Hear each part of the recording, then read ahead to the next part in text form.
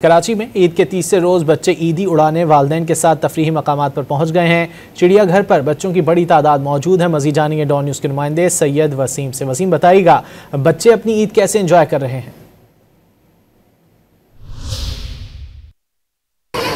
जिस वक्त मैं मौजूद हूँ कराची चिड़ियाघर में, जहाँ पर ईद उल फितर के तीसरे रोज़ जो बच्चों की 2 रोज़ ईदी जमा हुई है, उसको उड़ाने का जो भरपूर प्लान है वो बच्चों ने गुज़िश्ता रात ही तरतीब दे दिया था। और आज बड़ी तादाद में जो बच्चे हैं वो ईद उल फितर के तीसरे रोज़ चिड़ियाघर पहुँचे हैं और यहाँ पर जानवरों के मुख्तलिफ केजेस में उन जानवरों को देखकर इंजॉय कर रहे हैं। बल्कि जो कराची चिड़ियाघर के अंदर मुख्तलिफ जो इंतज़ामात किए गए हैं, जंपिंग कैसल बनाया गया है, जो एक सफारी ट्रेन है वो यहाँ पर मौजूद है, जो बच्चों को मुख्तलिफ जानवरों के केजेस तक सैर कराती है और फिर वापस जो है वो लाकर जो कराची चिड़ियाघर का मरकज़ी दरवाज़ा है वहाँ पर उतारती है, जहाँ पर बच्चों के लिए मुख्तलिफ मज़े के फूड स्टॉल्स मौजूद हैं, उनका विज़िट कराया जा रहा है।